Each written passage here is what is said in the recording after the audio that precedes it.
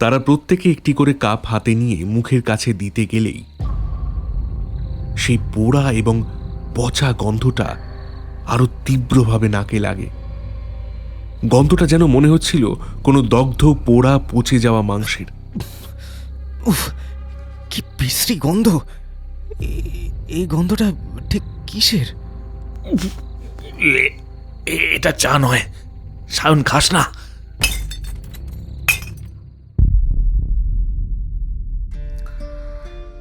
তোমার দয়া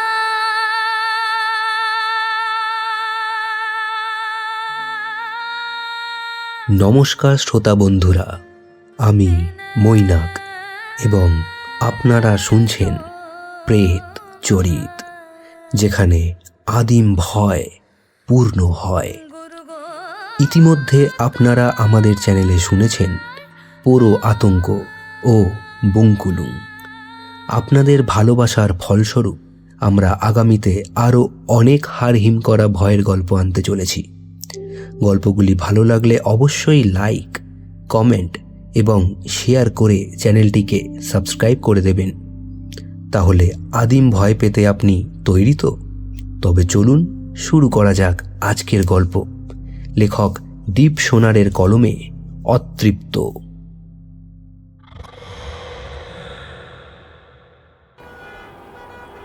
শহর কলকাতার হাজারো কোলাহল, নিত্যদিনের ব্যস্ততা আর আধুনিক জীবনের দ্রুত গতির মধ্যেও কিছু সম্পর্ক থাকে যা চিরন্তন।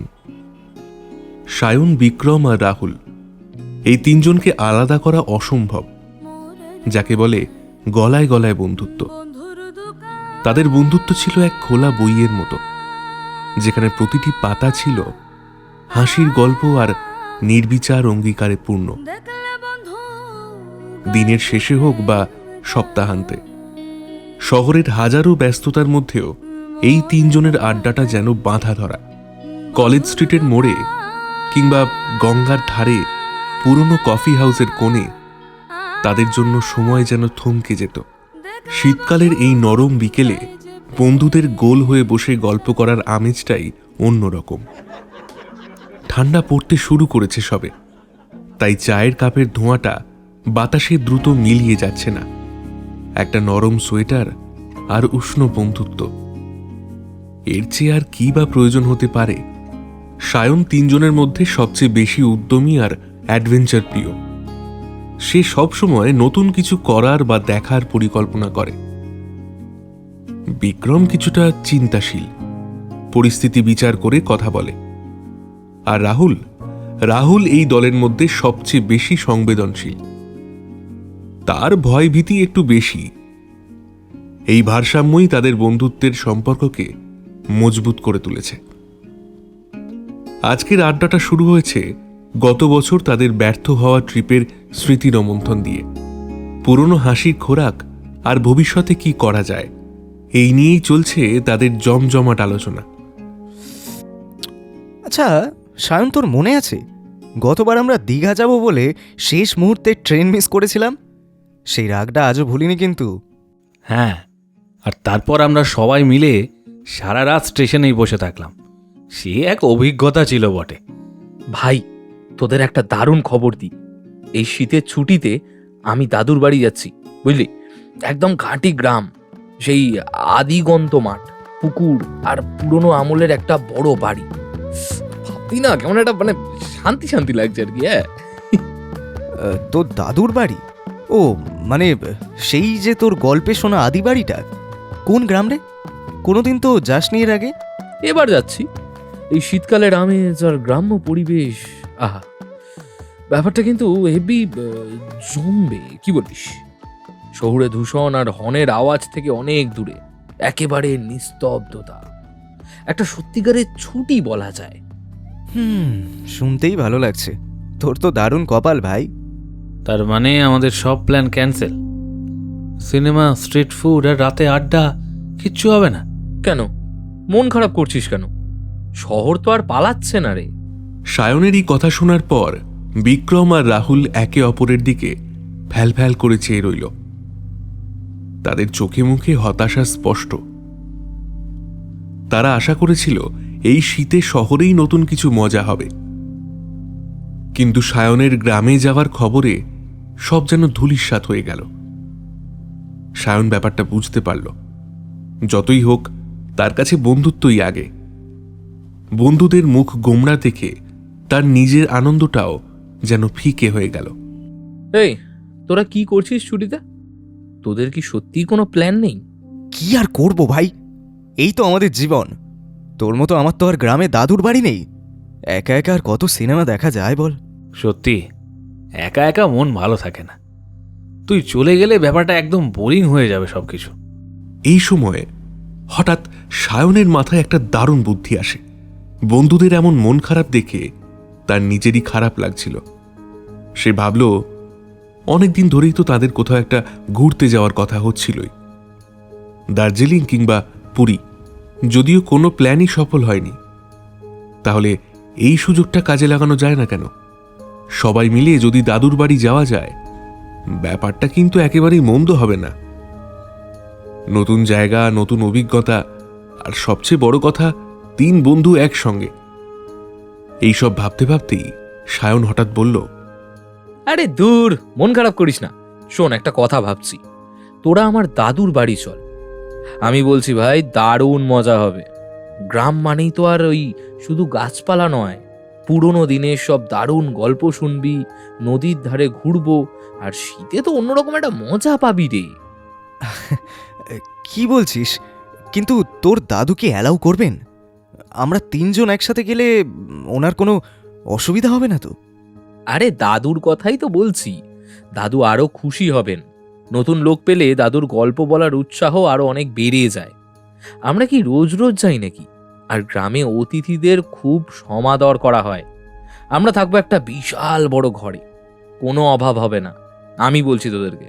তুই সত্যি বলছিস? ভাই, তুই একদম আমার মনের কথা বললি।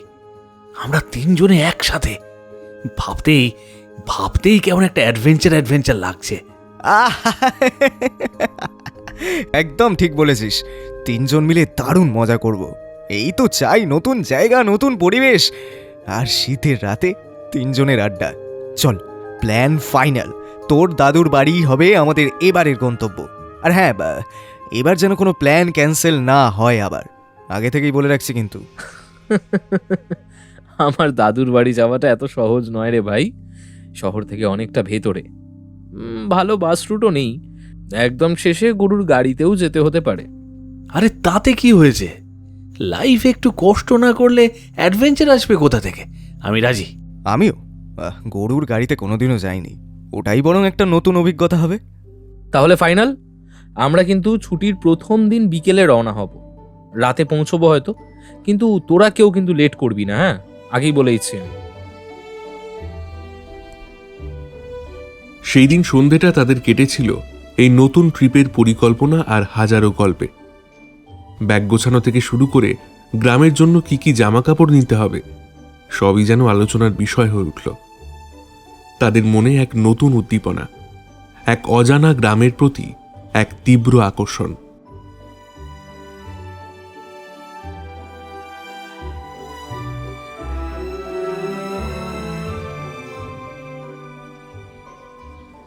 সেই কথা মতো শীতের ছুটি শুরু হলো। শহর তাদের স্বাগত জানালো এক মনোরম বিকেলের মধ্য দিয়ে। ছুটির প্রথম দিন বিকেলে 3 বন্ধু বাস স্টপে মিলিত হয়। সকলের কাঁধে ব্যাগ। সায়নের ব্যাগটা একটু ছোট, কারণ সে গ্রামে যাচ্ছে। কিন্তু রাহুল আর বিক্রমের ব্যাগ যেন পৃথিবী ভ্রমণের জন্য প্রস্তুত। 3 জনেই খুব খুশি আর প্রবল উত্তেজিত। তাদের মনে একটাই চিন্তা, এই ছুটিটা দারুণ কাটবে, একদম মনে রাখার মতো। কিরে, সব ঠিকঠাক তো? 2 ঘন্টা লেট হয়েছে, তবু তোরা এসেছিস। হ্যাঁ এসেছি, কিন্তু বাসটা কখন ছাড়বে? আমার রাত বিরেতে জার্নি করতে একদম ভালো লাগে না, বিশেষ করে এই রকম জায়গায় যেখানে চারিদিকে কিচ্ছু নেই। ধুর। আরে ভাই চল না, সব ঠিক হবে। এই প্রথম আমি কোনো গ্রামে যাচ্ছি, বাসে গল্প করতে করতে ঠিক সময় কেটে যাবে। অনেক অপেক্ষার পর অবশেষে একটি পুরনো রংচটা বাস তাদের সামনে এসে দাঁড়ালো। সেই বাসের ছাদে ঠাসা মালপত্র, আর ভেতরে মানুষের ভিড়। তারা কোনো মতে ধাক্কাধাক্কি করে বাসে উঠে পড়ে এবং পিছনের দিকে 3টি সিট দেখে পরপর বসে পড়ে। বাস চলতে থাকে।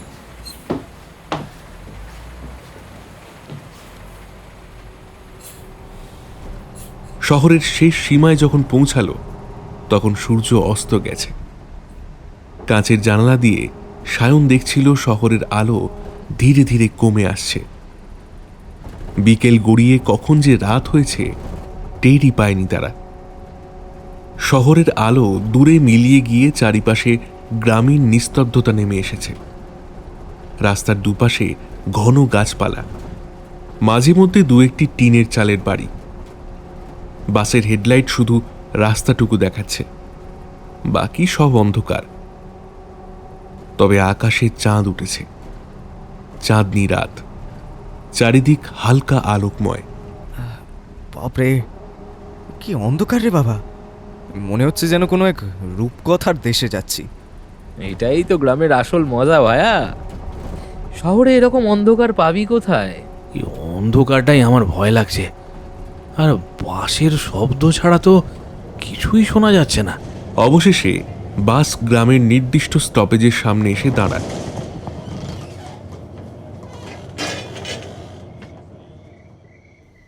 জায়গাটা এমন নির্জন যে স্টপেজ বলা ভুল, শুধু একটি পিচ রাস্তার শেষ, যেখান থেকে একটি কাঁচা রাস্তা ভেতরে গ্রামের দিকে চলে গেছে।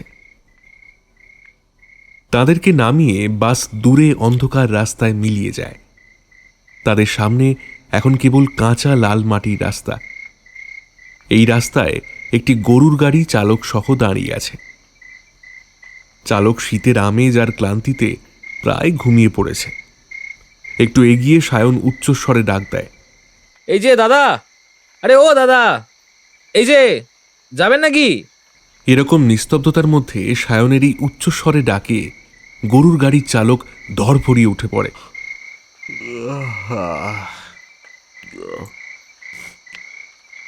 হ্যাঁ বাবু, যাব। তা এই সময় কোথায় যাইবেন দাদা বাবুরা? অনেক দূর যেতে হবে নাকি? হ্যাঁ দাদা, একটু ভেতরে। আমরা কলকাতার দিক থেকে আসছি। গ্রামের প্রায় সকলেই সায়নের দাদু হরিরাম বাবুকে চেনেন। উচ্চ বংশের ব্রাহ্মণ, বেশ নামডাক আছে। দাদু শুধু শিক্ষক নন, গ্রামের বহু পুরনো ঐতিহ্য আর লোককথার সাক্ষী। তাই ঠিকানা চিনতে চালকের কোনো অসুবিধে হলো না। চালক সঙ্গে সঙ্গে রাজি হয়ে গেল। ও হরিরাম বাবু, ওনার বাড়ি তো এই রাস্তা দিয়ে সোজা গেলে পৌঁছানো যাবে ক্ষণ। প্রায় আধা ঘন্টার পথ হবে ধইরেন দাদা বাবু। কিন্তু এখন যে বড্ড বেশি রাত হইয়ে গেল। আচ্ছা দাদা বাবু, শিগগিরই উইটে পড়ুন। শীতের গ্রামীণ রাত, চারিদিক নিশ্চুপ, কোথাও কেউ নেই। শীতের গ্রামীণ সৌন্দর্য, তার ওপর চাঁদনি রাত, হালকা মিষ্টি বাতাস বইছে। তারা তিনজন যেন এক নতুন জগতে এসে পড়েছে। এতক্ষণ বাসে আসার ক্লান্তি একেবারে সরে যায়। বিক্রম, সায়ন আর রাহুল গরুর গাড়িতে চেপে বসল। কাঠের পাটাতন, তার উপরে খড়ের বিছানা, একদম অন্য রকম এক অভিজ্ঞতা। গরুর গাড়ি গ্রামের জঙ্গলের মধ্যে দিয়ে চলতে থাকে। দুপাশে ঘন গাছপালা, আর তাদের ওপর চাঁদের হালকা আলো। মাঝে মাঝে ঝোপের আড়াল থেকে শিয়ালের ডাক শোনা যায়। তিন বন্ধু নিস্তব্ধ হয়ে প্রকৃতির শোভা দেখছিল। যতই হোক, এই প্রথমবার শহরের মায়া কাটিয়ে গ্রামে এসছে তারা। প্রায় কিছু রাস্তা যাওয়ার পর সায়ন বলে, কি সুন্দর পরিবেশ দেখ। এই রাহুল, তোর ভয় কাটলো? এখন আর ততটা ভয় নেই, কিন্তু এখনো একটু গাটা চমচম করছে, বুঝলি? মনে হচ্ছে যেন কোনো এক অজানা গল্পে ঢুকে পড়েছি। এই কথোপকথন চলার সময় হঠাৎ গরু দাঁড়িয়ে যায় আর জোরে হাম্বা হাম্বা করে ডাকে। ডাকটা যেন স্বাভাবিকের চেয়েও বেশি করুণ আর আতঙ্কিত। হঠাৎ গরুর এমন অদ্ভুত আচরণ দেখে সকলের মুখে চিন্তার ছাপ। গ্রামের এরম নিস্তব্ধ ফাঁকা রাস্তায় তারা এখন কি করবে বুঝতে পারে না। চালক বারবার গরুকে তাগাদা দিচ্ছে, কিন্তু গরুটি এক পাও এগোতে রাজি নয়, কেবল করুণ স্বরে ডাকছে।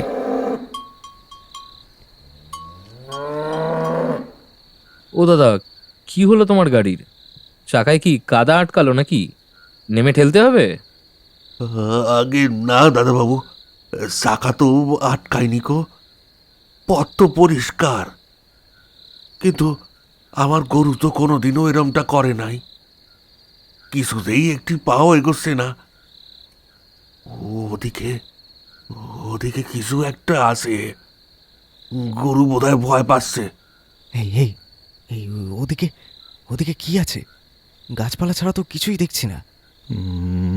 ভাই ভাই, আমার কিন্তু একদম ভালো ঠেকছে না, গা ছমছম করছে। এ গরুর ডাকটা যেন কেমন একটা অশুভ ইঙ্গিত দিচ্ছে। এখানে না আসলেই ভালো হতো মনে হয়। চল চল ফিরে যাই। এই দূর, এত দূর এসে ফিরে যাবি নাকি? আমার মনে হয় এই চালক দাদা আমাদের বোকা বানাতে চাইছে, বুঝলি? সাহস টাহস রাখ, হয়তো গরুটা ক্লান্ত হয়েছে, অন্য কিচ্ছু না।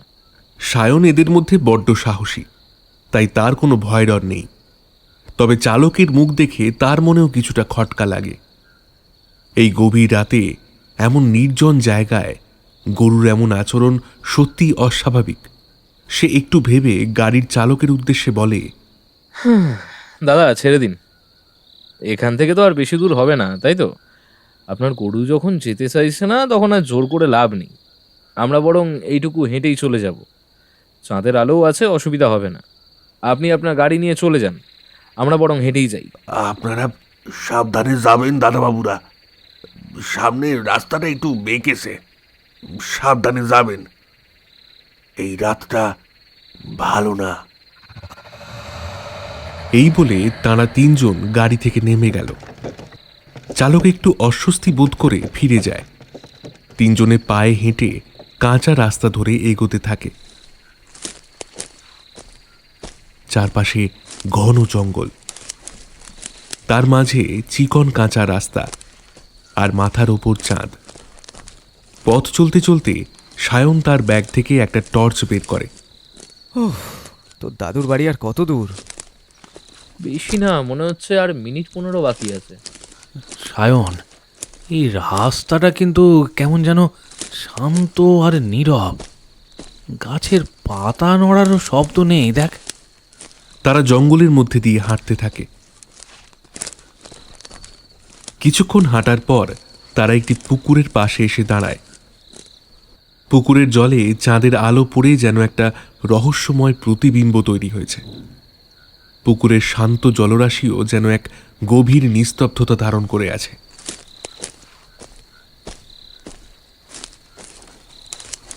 কিছুক্ষণ হাঁটতে থাকার পর পুকুরের জলে পড়া চাঁদের আলোয় দূরে একজন লম্বা চওড়া মানুষকে আসতে দেখতে পাওয়া যায়। লোকটির গতিবিধি বড়ই অদ্ভুত। তিনি যেন হেঁটে আসছেন না, বরং ভেসে আসছেন। তার আগমন বাতাসের গতিপথ পাল্টে দিল। মানুষটিকে দেখে তাদের মনে অল্প শান্তি হলো, আবার অল্প সংকোচবোধও হচ্ছে বটে।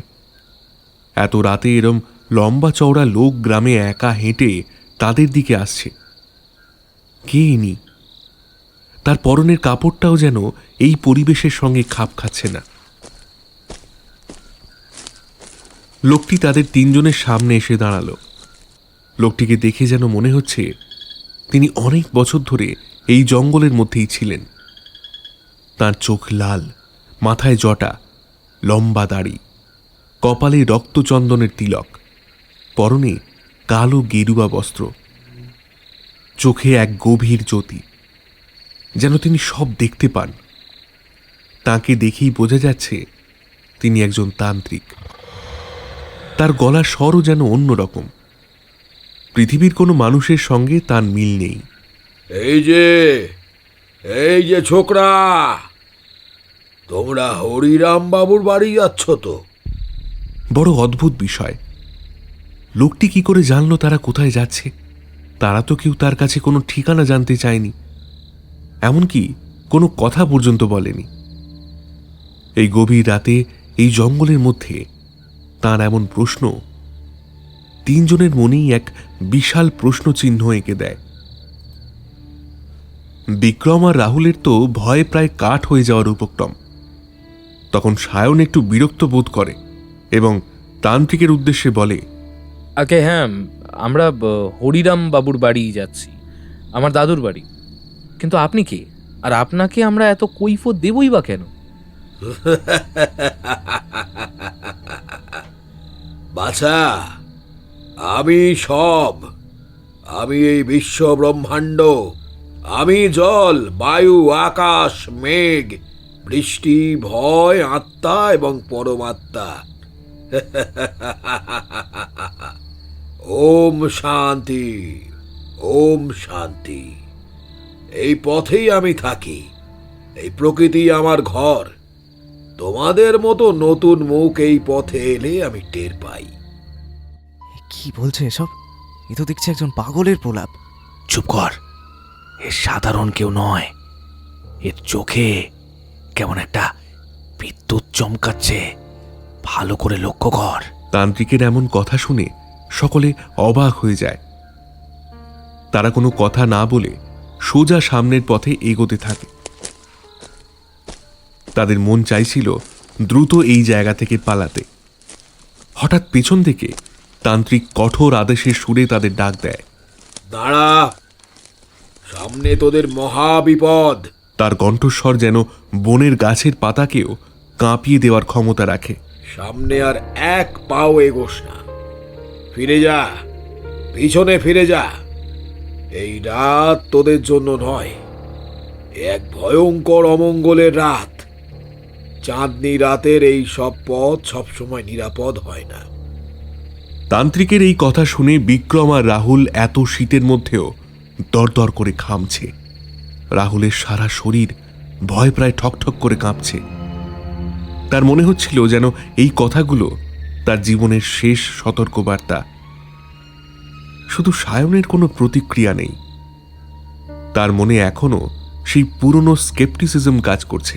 এসব ভণ্ডতান্ত্রিককে ভালো করে চেনা আছে। হ্যাঁ, টাকা নেওয়ার জন্য মিছিমিছি ভয় দেখাচ্ছে। গ্রাম মানেই তো ভূতের গল্প, আর এই ধরনের মানুষ। কিচ্ছু হবে না, আয় আমার সাথে, চল তাড়াতাড়ি যাই। না সায়ন, শোন শোন শোন, গরুর গাড়িটাও দাঁড়িয়ে গেল, আর ইনিও এমন কথা বলছেন। মনে হচ্ছে কিছু একটা গোলমাল আছে। চল, আমরা বরং এখানেই অপেক্ষা করি, সকাল হলে তারপর যাব। না, 1 মিনিটও না, তা তো হয়তো এতক্ষণ অপেক্ষা করছে আমাদের। আমার কথা শোন, তাড়াতাড়ি চল। তারা সামনের দিকে এগোতে চাইলে তান্ত্রিক তীব্র গতিতে তাদের সামনে এসে সায়নের ডান হাতটা শক্ত করে ধরে একটা ধাগা বেঁধে দেয়।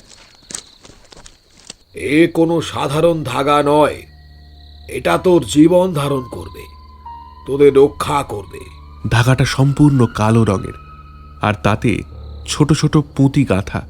তোর হাতে এই ধাগা যতদিন থাকবে ততদিন তোর জীবন নিরাপদ। এই রাতে কোনো মতেই যেন এই ধাগা হাত থেকে খুলিস না। সায়নের হাত ধরার সঙ্গে সঙ্গে সায়ন যেন একটা ঠান্ডা স্রোত অনুভব করল।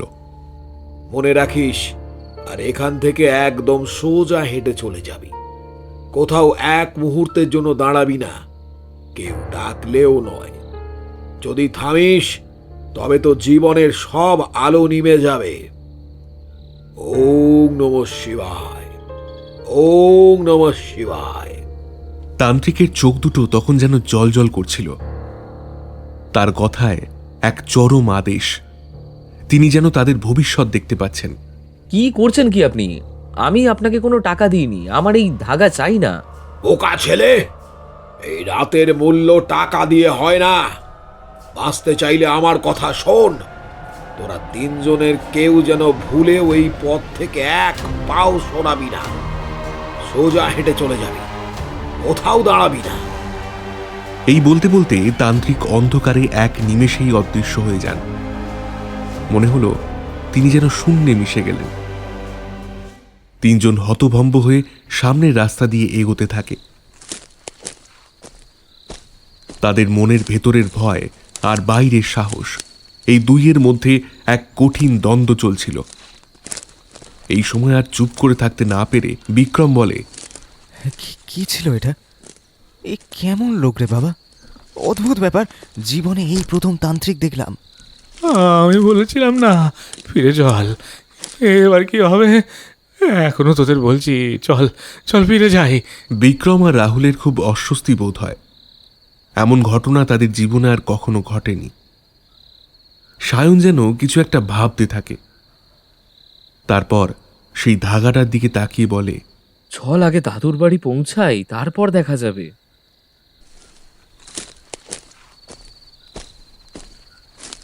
এসব হওয়ার পর থেকেই রাহুলের মনটা কেমন খুঁতখুঁত করে। তার মনে হচ্ছে যেন প্রতিটি পদক্ষেপই তাকে এক গভীর বিপদের দিকে টেনে নিয়ে যাচ্ছে। তার মনে তান্ত্রিকের কথাগুলো বারবার প্রতিধ্বনিত হয়। সায়ন কিন্তু বেশ হালকা মেজাজে। তার ভেতরে ভয় কাজ করলেও সে নিজেকে শান্ত রাখতে চেষ্টা করে। সে ধাগাটা খুলতে গেলে রাহুল বাধা দেয়।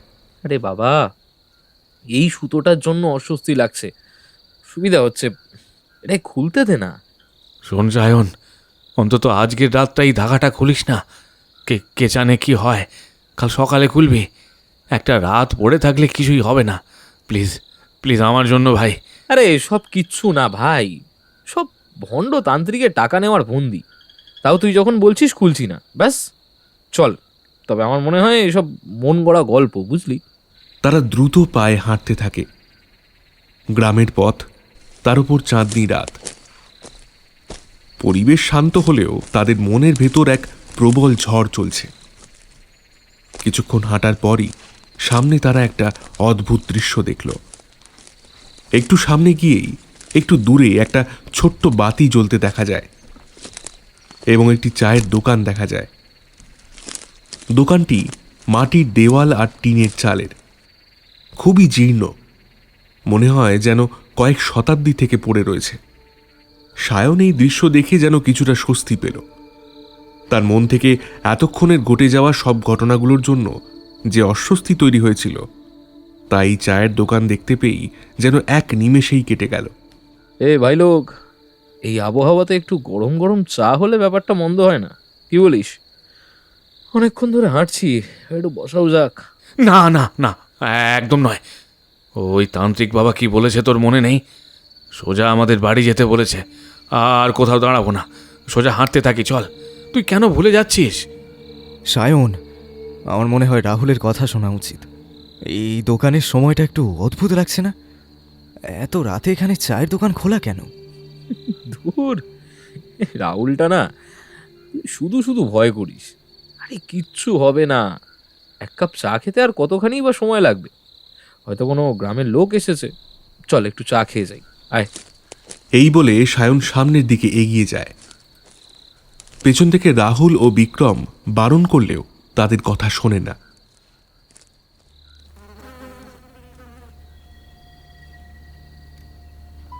ছোট্ট একটা চায়ের দোকান, একটি পুরনো তেল চিটচিটে লণ্ঠনের ছোট্ট বাতি জ্বলছে। চায়ের দোকানে কেউ নেই। অদ্ভুতভাবে চারিপাশ থেকে একটা পোড়া পোড়া গন্ধ এবং পচা গন্ধ বেরোচ্ছে। গন্ধটা এত তীব্র যে দম বন্ধ হয়ে আসে। দোকানের পেছনে ঘন বাঁশঝাড়, যা অন্ধকারে আরো ভয়ঙ্কর দেখাচ্ছে। বাঁশঝাড় থেকে আসা শনশন আওয়াজ যেন তাদের কানে ফিসফিস করে কিছু বলার চেষ্টা করছে। দোকানের সামনে দুটো বেঞ্চ পাতা। এত রাতে এই নির্জন এলাকায় এমন একটি দোকান খোলা দেখে বিক্রম আর রাহুলের আশঙ্কা ক্রমশ বাড়তে থাকে। তারা একে অপরের হাত শক্ত করে ধরে দাঁড়িয়েছিল। কেউ কি আছেন এখানে? চা পাওয়া যাবে? সায়ন, চল ফিরে যাই, কেউ নেই এখানে। কয়েকবার ডাকার পরেও কোনো সাড়া না পাওয়া গেলে তারা যাওয়ার জন্য পিছন ঘুরতেই একজন ডেকে ওঠে। নিশ্চয়ই। কণ্ঠস্বরটা যেন কোনো এক গভীর কূপ থেকে নিমেষেই ভেসে এলো। বাবা জীবনেরা, তোমরা চা খাবে?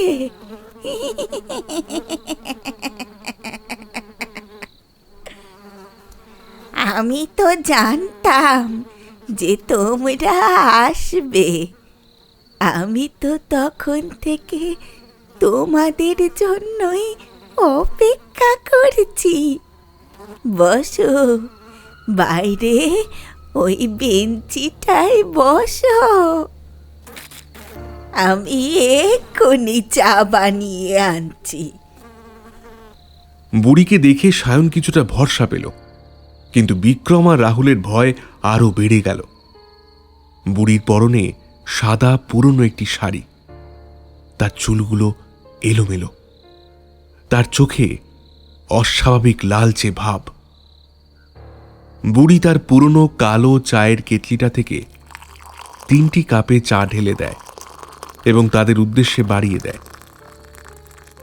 কিন্তু আশ্চর্যের বিষয় হলো, এত গরম চা, কিন্তু কাপ থেকে কোনো ধোঁয়া বেরোচ্ছে না কেন? যেন চা নয়, কাপে কোনো কালো তরল ভরে আছে। নাও বাবা, তাড়াতাড়ি খেয়ে নাও। গরম থাকতে থাকতে খেয়ে ফেলো। এমন চা সহজে পাবে না। তারা প্রত্যেকে একটি করে কাপ হাতে নিয়ে মুখের কাছে দিতে গেলেই সেই পোড়া এবং পচা গন্ধটা আরো তীব্রভাবে নাকে লাগে। গন্ধটা যেন মনে হচ্ছিল কোনো দগ্ধ পোড়া পচে যাওয়া মাংসের। উফ, কি বিশ্রী গন্ধ! এই গন্ধটা ঠিক কিসের? এটা চা নয়, সায়ন খাস না। রাহুল এবং বিক্রম চা খেতে না পেরে ফেলে দেয়, কিন্তু দুর্ভাগ্যবশত ততক্ষণে সায়ন এক চুমুক চা খেয়ে ফেলেছে। সায়নের মনে হয়েছিল যে চাটা ফেলে দিলে হয়তো বুড়ি রেগে যাবে, তাই সে তার সাহসের পরিচয় দিতে গিয়ে এক চুমুক খেয়ে ফেলে।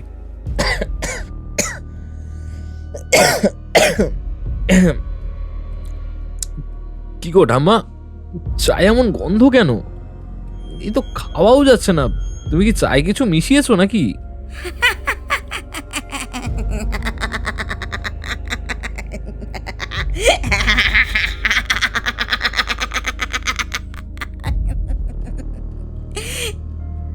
ও কিছু না, কিছু না। এই কেটলিটা তো অনেক পুরনো, তাই আর কি।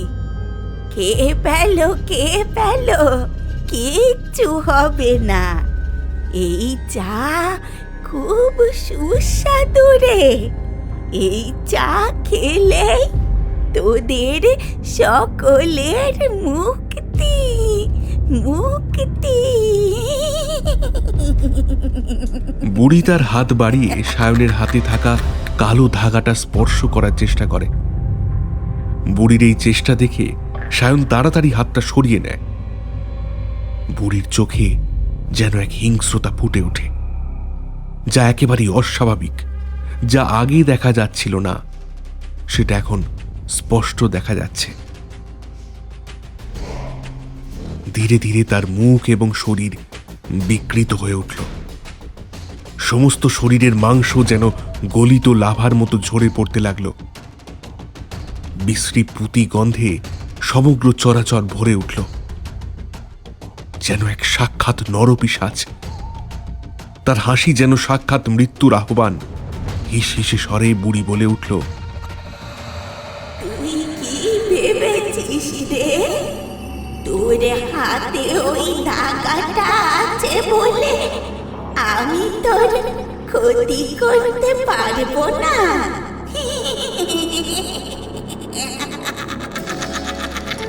তোর যা ক্ষতি হওয়ার তা হবে হবে।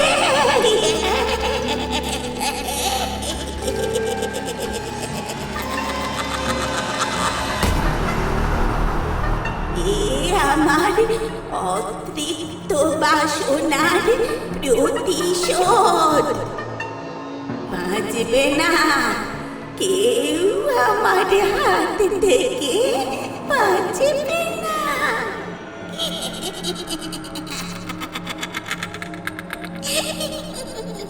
সায়ন, সায়ন চল এখান থেকে, দৌড়া। এই ঘটনা দেখে তিনজনেই ভয়ঙ্করভাবে কাঁপতে থাকে। এই শীতের রাতেও তাদের গা থেকে দরদর করে ঘাম ঝরতে থাকে। বিপদ যা হওয়ার তা তো হয়েই গেছে। সায়ন চায়ের এক চুমুক খাওয়ার পর থেকেই তার শরীর খারাপ হতে শুরু করেছে। চোখগুলো লাল হচ্ছে, শুধু বমি বমি ভাব পাচ্ছে। মনে হচ্ছে সে আস্তে আস্তে তার সমস্ত শরীর ছেড়ে দিচ্ছে। তার ডান হাতে বাঁধা কালো ধাগাটা যেন হঠাৎ গরম হয়ে উঠল। তারা তিনজনে দ্রুত পায়ে সামনের পথে ছুটতে শুরু করলো। তারা যেন শুধুই ছুটছে না, মৃত্যুর হাতছানিকে উপেক্ষা করে এক ভয়ানক অভিশাপ থেকে নিজেদেরকে প্রাণপণে বাঁচানোর চেষ্টা করছে। ভাগ্যক্রমে দৌড়ে কিছুক্ষণের মধ্যেই তারা সায়নের দাদুর বাড়ি খুঁজে পায়।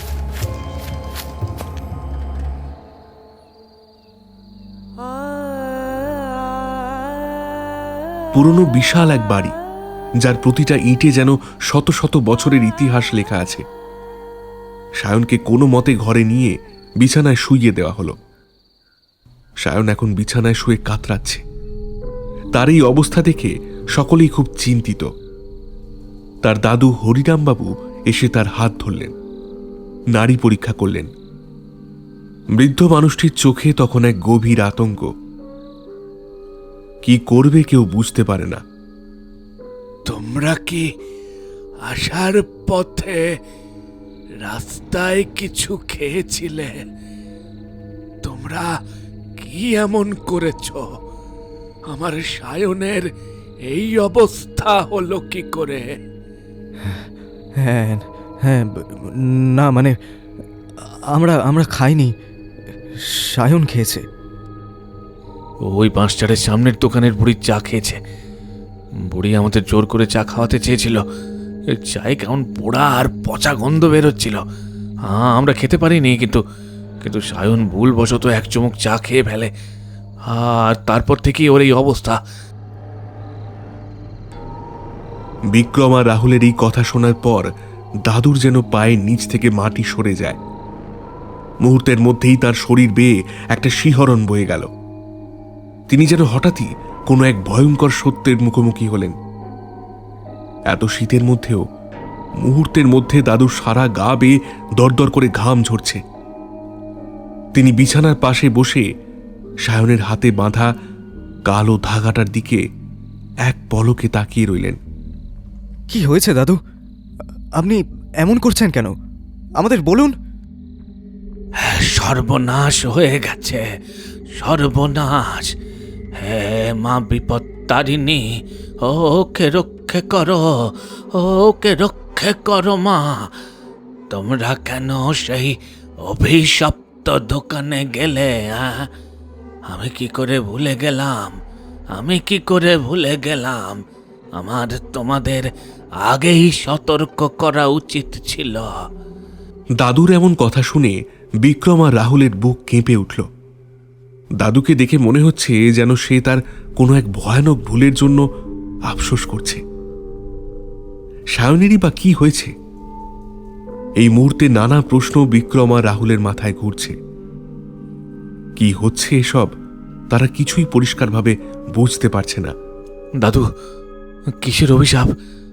আমাদের সব বলুন, খুলে বলুন সব। সায়ন যে বুড়ির থেকে চা খেয়েছে সেটা কোনো সাধারণ মানুষ নয়। ওই বুড়ি প্রায় 30 বছর ধরে এই পথেই একটি ছোট্ট চায়ের দোকান চালাতো। বুড়ি খুব ভালো চা বানাতো।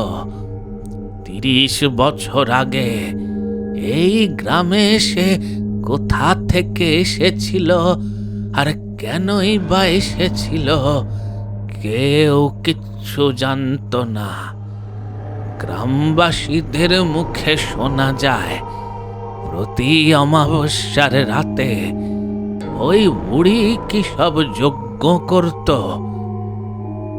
কারণ অনেকেই নাকি ওই বুড়ির দোকানের ভেতরে সিঁদুর লাগানো মরার মাথার খুলি, হাড়গোড় ও আরো কি সব বস্তু দেখেছিল যা একেবারেই স্বাভাবিক নয়।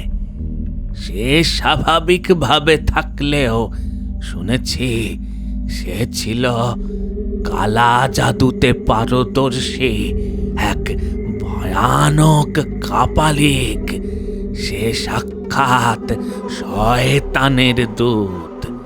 দাদু একটু থামলেন, যেন পুরনো দিনের একটা ভয়ানক স্মৃতি তাকে আঘাত করছে। বিক্রম ও রাহুল দুজনেই শ্বাস রুদ্ধ করে শুনতে থাকে। প্রায় 10 বছর আগে এই চাঁদনি রাতে, ঠিক আজকের রাতের মতোই এক রাতে, ওই বুড়ি দোকানে একা ছিল। কয়েকজনে গ্রামবাসী ওই বুড়িকে যজ্ঞ করতে করতে তার চায়ে কোনো কিছু মেশাতে দেখতে পায় এবং গ্রামের কিছু লোক বলে সেই বুড়ি নাকি চায়ে কালা জাদু মন্ত্র করে গ্রামের মানুষদের বশ করে ফেলত। এই ঘটনা সত্যি কি মিথ্যে কেউ জানে না, তবে সেই ঘটনার পর কয়েকজন গ্রামবাসী পরিকল্পনা করে সেই চায়ের দোকানে আগুন জ্বালিয়ে দেয় এবং সেই আগুনে পুড়েই বুড়ির মৃত্যু হয়।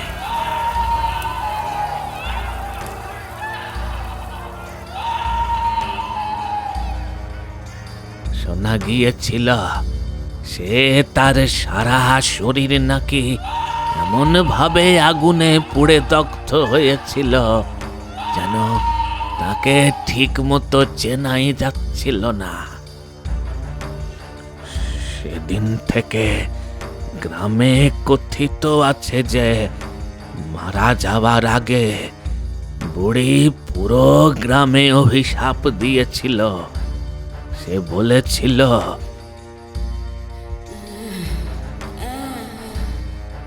আমি একা মরব না, এই দোকান আর এই এই পথ আমার থাকবে, আমার।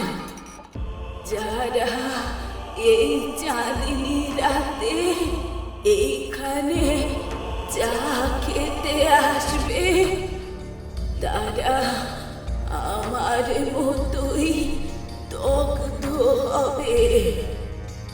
আমার মৃত্যু তাদেরকে টেনে নেবে, ঠিক টেনে নেবে, টেনে নেবে। গ্রামের লোকেদের বিশ্বাস আজ পর্যন্ত চাঁদনি রাতে যারা যারা ওই দোকান থেকে চা খেয়েছে তারা আর কেউ বাঁচেনি। কেউ মারা গেছে হৃদরোগে, আবার কেউ মারা গেছে অস্বাভাবিক জ্বরে। সেই দোকানটি আসলে অভিশাপের চিহ্ন। সে চা নয়, মৃত্যুর আহ্বান। দাদুর থেকে এই ভয়ঙ্কর কথা শুনে বিক্রম আর রাহুলের মাথা কাজ করে না। তারা যেন এক লহমায় ইতিহাসের ভয়ঙ্কর সত্যের সামনে এসে দাঁড়ালো। তারা প্রায় অজ্ঞান হয়ে যাওয়ার মতো অবস্থায়। বিক্রমের মনে তখনও সায়নের হাতে বাঁধা কালো ধাগাটা ঘুরছে। এমন সময় রাহুলের মাথায় আসে সেই তান্ত্রিকের কথা। হ্যাঁ হ্যাঁ দাদু, আসার পথে একজন তান্ত্রিক বাবা আমাদের সতর্ক করেছিলেন। তিনি বলেছিলেন আমাদের সামনে মহা বিপদ। তিনি সায়নের হাতে একটা ধাগা বেঁধে দিয়েছিলেন, বলেছিলেন যেন এটা কোনো মতেই না খোলা হয়। সায়ন সেই ধাগাটা এখনো হাতে রেখেছে। এই যে ধাগাটা। এই কথা শোনার পরে দাদু যেন একটু স্বস্তি বোধ করেন এবং সায়নের ডান হাতের সেই ধাগাটি লক্ষ্য করতেই তিনি সকলের উদ্দেশ্যে বলেন, তাহলে ওই মহাশক্তিমান তান্ত্রিক বাবা, ওনার কথা আমি শুনেছি। উনি আমাদের শেষ ভরসা। শিগগিরই এক্ষুনি ওই তান্ত্রিককে খুঁজে বার করতে হবে। তান্ত্রিকের এই ধাগার জন্যই সায়ন এখনো অবধি বেঁচে রয়েছে। এই ধাগাটা একটা রক্ষা কবচ।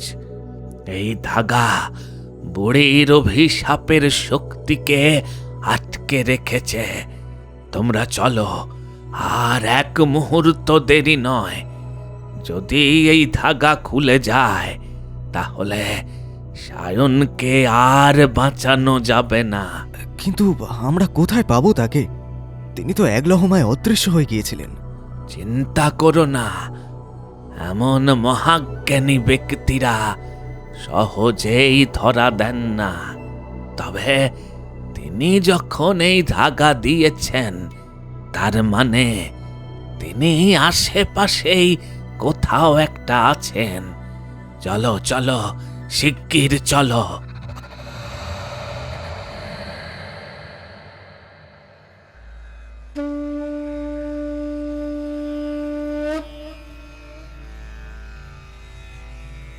দাদু, বিক্রম আর রাহুল এই তিনজন মিলে সায়নকে কাঁধে নিয়ে বেরিয়ে পড়ে।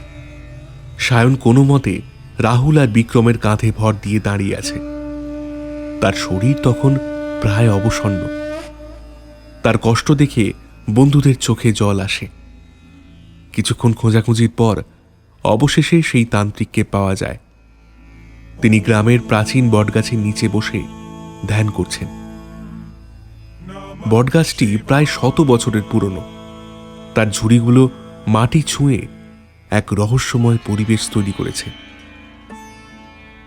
তান্ত্রিকের চারপাশে ছড়ানো নানা ধরনের ভেষজ, কঙ্কালের টুকরো আর মন্ত্রপুত সামগ্রী। তাকে দেখে সকলে একটু স্বস্তি বোধ করে এবং তড়িঘড়ি সায়নকে নিয়ে সেই তান্ত্রিকের সামনে দাঁড়ায়। তান্ত্রিক তখনও চোখ খোলেননি, কিন্তু তিনি যেন সব বুঝতে পারছেন। তোরা এসেছিস? আমি জানতাম তোরা আসবি। তোদেরকে সতর্ক করেছিলাম না কোথাও না দাঁড়াতে, কোনো খাবার না খেতে? আমাদের ভুল হয়ে গেছে বাবা, ঘোর অন্যায় হয়ে গেছে। আমরা আপনার রাতে অমান্য করেছি। আপনি খুব শিগগিরই সায়নকে ঠিক করে দিন। ওর খুব কষ্ট হচ্ছে। বাঁচান ওকে। আমরা আর কোনোদিনও আপনার কথা অমান্য করব না। সায়ন ভুল করে এক চুমুক খেয়ে ফেলেছে। এই অভিশাপ থেকে ওকে মুক্তি দিন।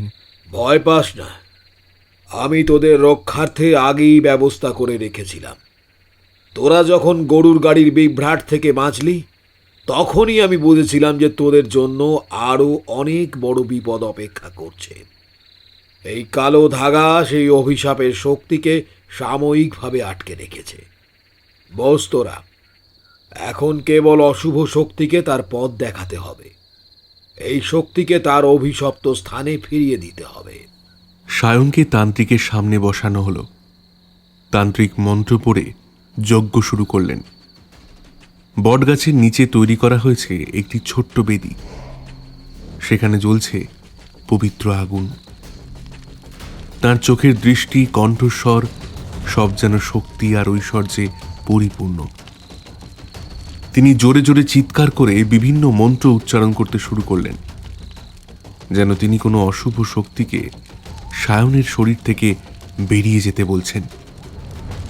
যজ্ঞের আগুন যেন তার মন্ত্রের সাথে সাথে আরো উজ্জ্বল হচ্ছে।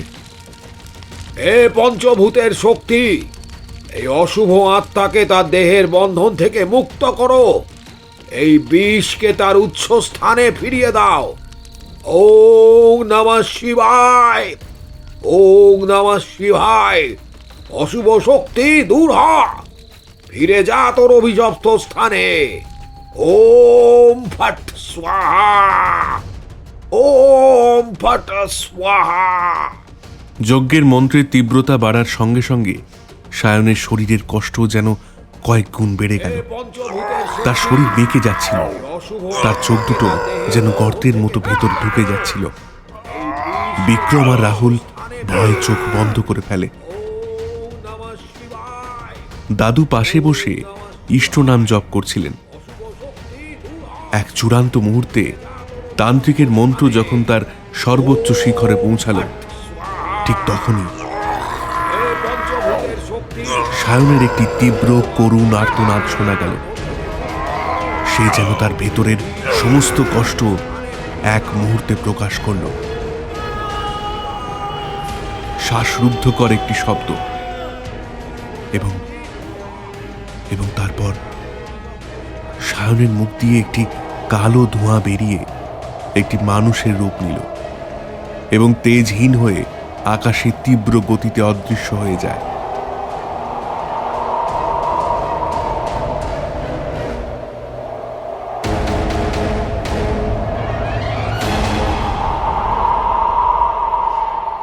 অশুভ শক্তি বেরিয়ে যায়। ধোঁয়া মিলিয়ে যাওয়ার সাথে সাথে সায়ন যেন গভীর ঘুম থেকে জেগে উঠেছে। তার চোখ স্বাভাবিক হয়ে আসে। তার শরীরের সব অস্বস্তি যেন এক লহমায় দূর হয়ে গেল। সে গভীর এবং স্বাভাবিক শ্বাস নিতে শুরু করে।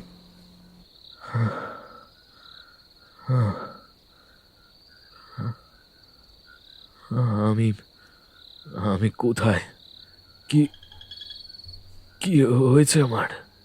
এবার সব ঠিক, তোমরা নিরাপদে ফিরে যাও। ওই বুড়ির অভিশাপের শক্তি এখন তার নিজের স্থানে ফিরে গেছে।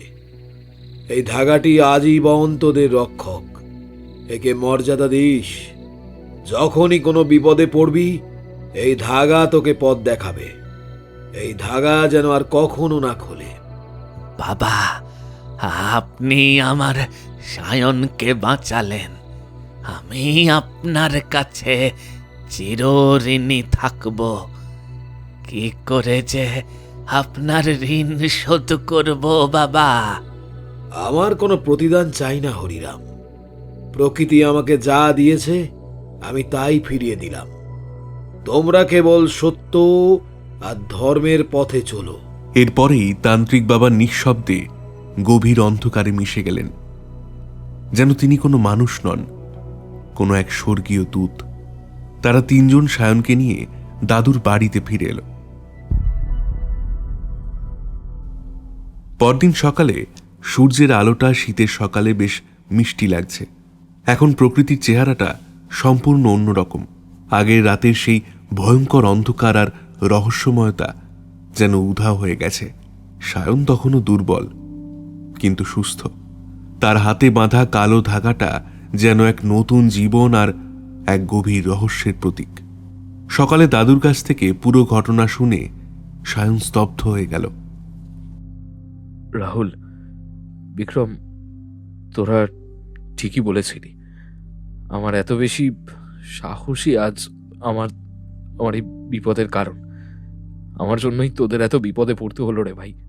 আরে ধুর, ওসব কথা থাক। আমরা তো 3 বন্ধু, বিপদ এলে একসাথে লড়বো আবার কি। তবে ভাই, এই অ্যাডভেঞ্চারটা কিন্তু একটু বেশি হয়ে গেল। গুরু গো